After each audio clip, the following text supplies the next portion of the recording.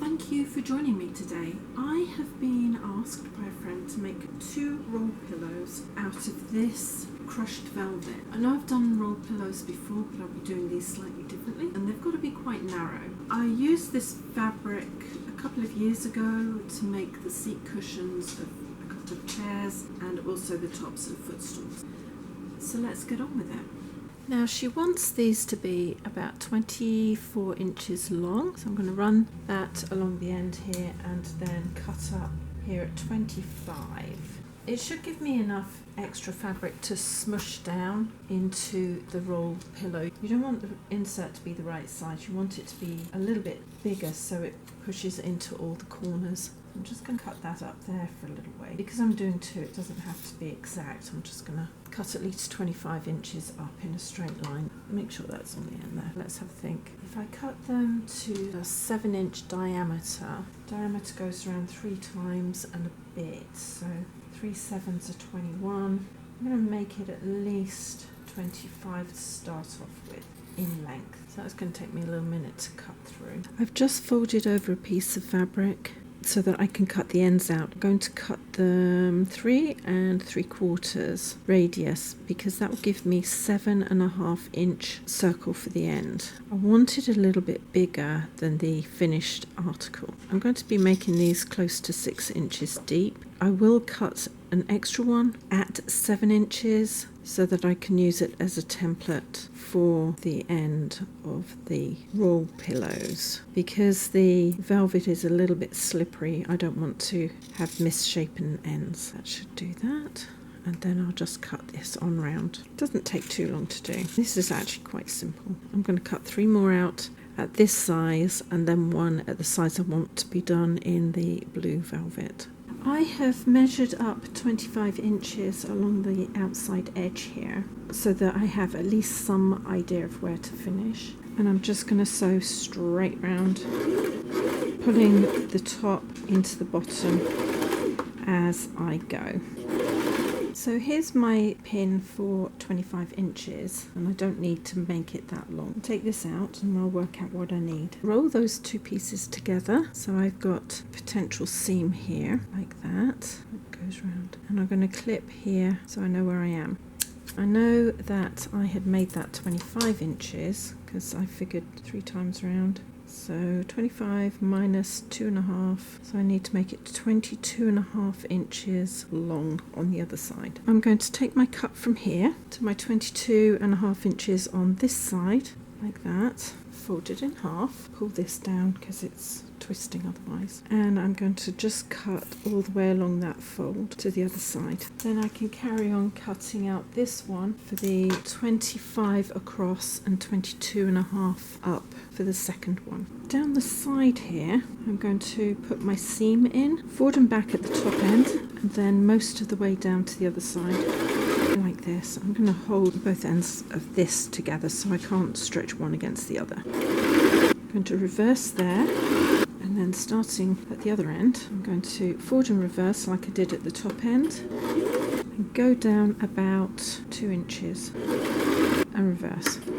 Open the seam up like that, tuck that back under where I finished sewing a short while ago. Keep the seam open and flat and then just sew into there and across. Just an inch over on either side to catch those stitches in. I'm going to come in to the first side and ease that into position. Check that the seam is open and sew over the stitching and reverse.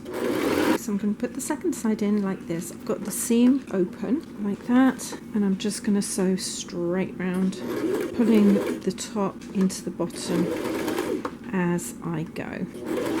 Turn both of them the right way round. I'm going to close this up now, come up about 1/4 inch behind the sewing there, and then immediately opposite and up, immediately opposite and up.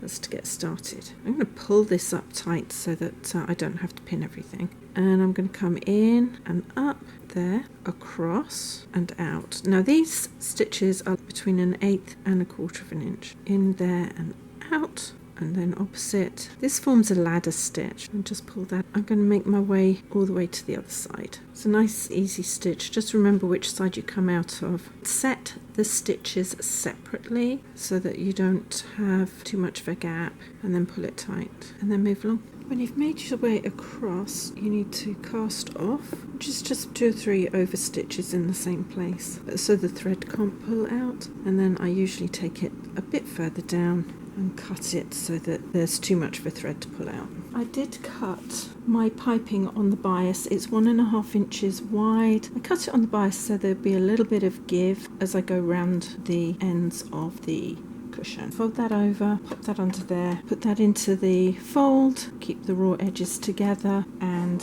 sew. I have a join here, so I'm going to open that up like that, cut it back and sew down towards there. When I get to the join, open the join up so it's nice and flat, fold it over like that and sew over it, and then carry on going. To go around a curve, leave a couple of inches at the top there because I need it to be a little bit straight to join. Pop this under here, have the raw edges on the outside of the curve and sew round. As you go around, keep cutting in towards the piping so you maintain that nice smooth edge to your circle. I need to join the piping here, cut back on either side so I can open them up. I think I'm going to cut this one at the angle first. I might have to cut that a little bit further back. I don't really want to, but I'm going to have to. Because if I pull that across to here, where I want the seam to be, I have quite a bit of fabric left over. So I'm going to pull that back to there and cut that off. Open this up just a little bit more. I don't really like doing that when I've already cut in. It kind of distorts everything, especially when you start sewing in. If it's too close, you'll end up with gaps. Fold that under there and put it there. When you've got a small circle, you don't really want to bring everything to the front, because if you do, you end up distorting everything. So you can take it back just a little bit, and I think that's where I want to cut across. Fold that back as well. Make sure that your cuts are going in the same direction. Otherwise you've got another problem, which is not enough fabric to sort the join out. If I bring that back just a little bit to there, I think that's where I want the line to go, which means that my join has to encompass that. So let's do that. It's about just over 1/4 inch deep. Pop this under here, pull that back. That's what happens when you are a little bit too close. It's a little bit awkward to get. I think that's my line, raw edge to raw edge. Pop that under and sew across on a small stitch, because you don't want that opening up. And to test this and see whether that looks okay. It does kind of come down. I think the top slipped a little bit more than I wanted it to. Pop that in there and bring that down. It's a little bit loose, but I think that will go in quite nicely. Fold that fabric back and pop that under there, keeping the outside raw edges even, and I should be able to re-sew those clips in so they won't show on the top side anywhere. Pull that across, flatten that seam out, and sew. Peel that back slightly and cut it at an angle like that, and then pull that straight and cut that at an angle where it joins like that. Pop one on top of the other or behind the other when it's pulled straight, push it in, and then sew, but straighten up the second side as you go into it and get it as close as you can to where you cut the stitches out.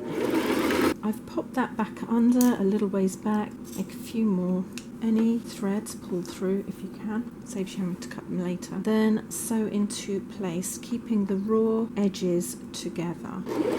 If you slightly over push that back into place, and it should go in quite nicely. And there we have our circle for the end of the roll pillow. I have this, I've cut it to the length of the cushion I want to make, and I've measured up to 20 inches, and the reason I've done that is because 3/6 are 18. It's going to be a little bit longer than 18. I'm going to pop my seams down here, and I'm going to move that along a good couple of inches to there. I'm going to roll the outside of this circle against the outside edge of the fabric. And I'm going to do that almost to the other side. I'm not going to pull it too much because I don't want it misshapen.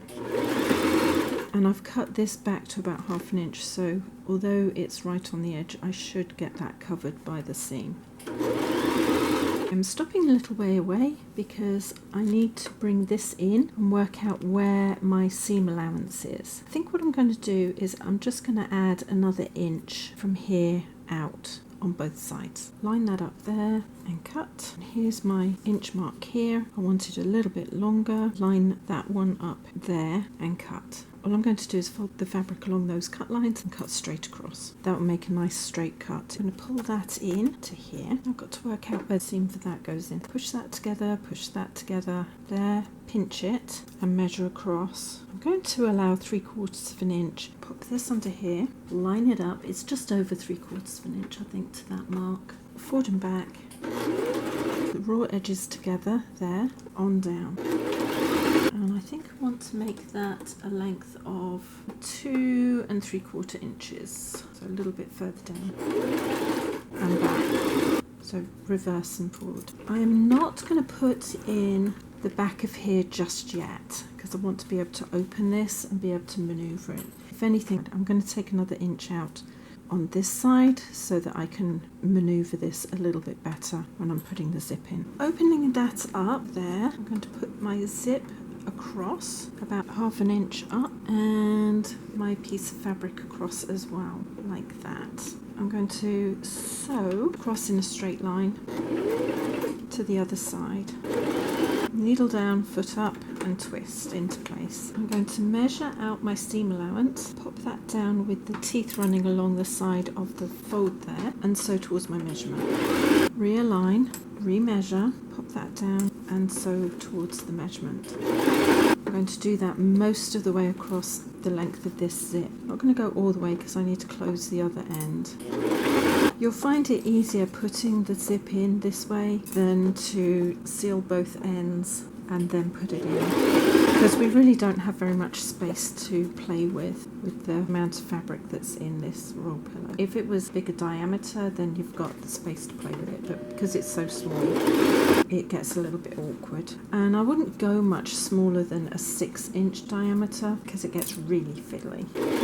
Now I'm going to leave that. I should be able to have enough room to seal this and then finish off. Just measured up 2.5 inches on that side because this actually comes down to about 2 inches. I'm going to go up another 1/4 of an inch. That'll be fine. I'm not really losing very much in the opening. And I'm going to do the same on this side as well. The other thing I'm going to do on this side is I am going to pin this at 3/4 of an inch so I can't lose it in a straight line. Open the seams up next to each other like that. I know that the zip has to go across here to here. Pull that out slightly. Continue undoing that a little bit further. Having got that, I'm going to put this pin on here so it can't move. Double check this, make sure that's equal down there. That comes there. I had put that in, but it seems to have moved quite a bit. Move that down to there and into place. Always double check everything before you start sewing and start sewing from here on down. Place that in, I'm going to measure across for the 3/4 inch seam allowance and sew on up. I'm doing exactly the same as I did going down, but I'm going up instead.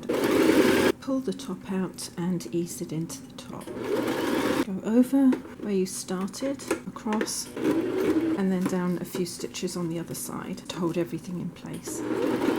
Put your slide on. I'm going to put it this way down because I know this side has one more tooth than the other, and I seem to be able to do it better if I do it that way. And then push that on. Nothing's really bad about them, they're just awkward. And sometimes I get it right first time. Yeah, I got too many up there, so I'm going to take that off and start again. Sometimes it takes 2 goes to get this into place, and other times it's really easy. A couple more stitches forward and it'll be in place. Reverse. Always with a velvet, start with your needle in position before you start sewing. You can do the same with chenilles as well. Go back about an inch over your stitches that you came down with and push all of your fabric as far back as you can underneath. You don't want to accidentally over sew anything. Bring that down and into position and sew. The whole idea is you lock in any stitches. Bring this into place. I have my piece of fabric there, so I'm going to pop that over there like that and sew over it slightly. Lift the foot, leave the needle down, swing everything into place so you can go across. Make sure everything is flat and even as you can.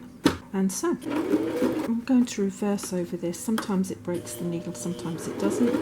Forward again, down, and then sew this side into place. Make sure that your zip is quite a ways over so that you know that you've covered the teeth. Foot down and sew about an inch over your original stitching, making sure that there's no fabric from underneath that shouldn't be there. What I'm going to do is pop this back under here to where I finished stitching it earlier, or a little bit further back there, and I'm going to pull the top onto the bottom because there was a little bit of leeway. Line it up as you go around. As you get to the seam underneath, open the seam up so it's nice and flat like that, and sew over it and pull this into position, and then over about an inch of stitching. That's that side in. Now this side, I'm going to put the join where I joined it a little bit further over, open that up, pop that under. If the seam isn't still open, I can always open it in a minute, and then sew the second end into position. You shouldn't need to pull it too much, just a little bit, because the outside is just a wee bit wider than the circumference of this. Ease it into place. I've managed to pull it and push it into position to make sure that everything lines up. Open the seam up at the bottom there, make sure it's still open as you get there, and then sew across it by about an inch and it will be in place. Looks good. All I've got to do is inspect all of the seams and cut off the extra threads that are hanging around. Thank you for joining me on this project. It was a little bit awkward, but nothing really hard about it. My suggestion is not to go much smaller than about a 6-inch diameter. It gets really quite fiddly to put the zips in. You can go smaller if you wanted to, and then hand sew the opening shut if that's what you want to do. But I think she is going to be absolutely thrilled with these, especially as they go with the chairs that I did a couple of years ago. If you want to see more from me, please subscribe, hit the bell button, and a few thumbs up would be absolutely brilliant. And in the meantime, take care. See you later. Ciao.